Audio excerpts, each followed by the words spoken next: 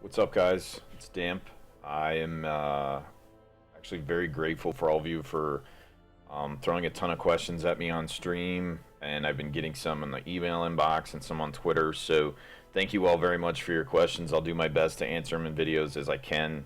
Some of the stuff you're asking, it just takes time to pull code um, and do a lot of testing. So, one of the ones I wanted to answer today, which is a fairly quick video, is I get asked this a lot.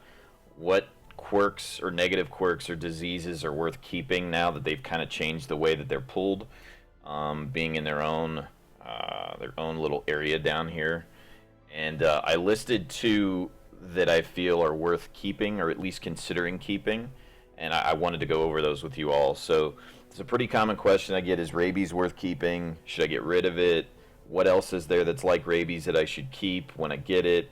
So here's the answer to that question. So the Fitz is the only one currently I'm considering outside of rabies to keep on any of my characters. I went through and looked at all the code, um, and kind of went through and took a look at anything that possibly could help, and really the only ones are what I list there on the screen. So the Fitz, you'll see you get a speed bonus to. So if you are using a buff bot, like a Jester, like I typically will run for Battle Ballad, or I've even utilized the Man-at-Arms to do this as like a buff. Just all he's going to do is buff. You can use Bolster, command on a certain mob, but Bolster, command, or command on a certain, if you had somebody in your party like a Leper that had an accuracy, a low base accuracy combat skill, or he's got Defender.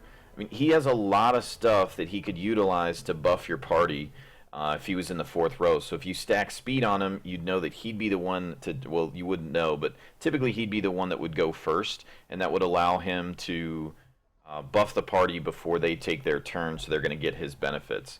But the one I would use it on most is typically going to be the Jester. The Jester is the one that I typically will spam Battle Ballad because I feel that it's underutilized, and I think it's one of the best buffs in the game.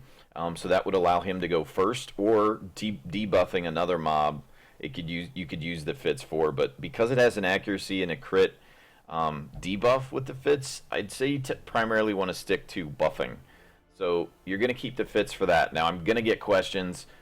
Do I use it with a healer? I can't confirm that because I don't know if the negative crit on the Fitz is negatively impacts that. So if you guys can pull code or prove it or give me a citation from a dev that can say that, I would greatly appreciate it. I have tweeted them, they just hadn't responded about Deadly, and I would assume this would pull very similar to the way that Deadly would.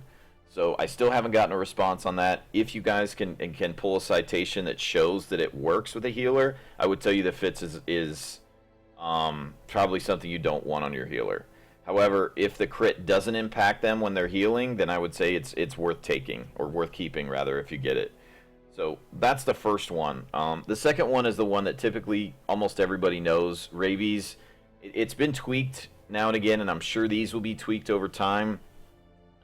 But primarily who I would recommend it on are heroes that have a high accuracy base, because you might not be lucky enough to get a focus ring, which is really one of the better trinkets to offset negative accuracy.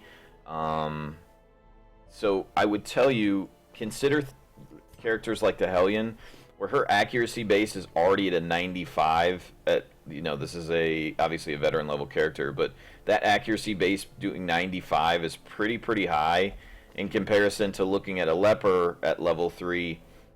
Their chop accuracy base is a 65. Hughes is 65. The highest thing he has is an 80 until you get into higher levels. It's going to be difficult for him to hit consistently, and they're actually, over time, that's going to lead to you not dealing as much damage. So what I would recommend doing is starting with them on a Hellion or another high accuracy combat skill with a bait or high accuracy based combat skill. So take a look at those before you decide if you're going to keep rabies. If you have the trinkets to offset them, that's fine, but you actually may end up doing less damage if you're continually getting dodged, or you're getting a lot of misses So keep that in mind. Now, with that being said, this might be something that pairs well with Faded. Again, I don't know specifically how Faded is being pulled when you're with the RNG currently. There's a lot of variables to it, so I can't speak to that, but it's just one thing to consider. Again, if you guys can speak to that code and you can pull it and throw it in a citation on the YouTube comments below, please let me know. I'd be happy to have that info. However, if we look at rabies in general, obviously you want to use them on classes that are going to benefit the most. So think high damage, high accuracy base classes. The Bounty Hunters one with the Collect Bounty would be really strong. And looking at the Arbalist, actually not sure if I have one here, but looking at the Arbalist would be another one you'd want to consider. If you had an Arbalist, I don't have problems with them missing too often, and their base damage when they crit with their sniper shot is really high. Really, I shouldn't say base damage. Their crit damage when they hit with sniper shots really high. So that's another one, hero you're going to want to consider. So with that, that's it. I wanted to keep this fairly short, so hopefully that answers the question. If you guys have any more questions, throw them in the comments. I'll try and respond to them as quickly as possible and get you guys some video content back up. Thanks, guys. See ya.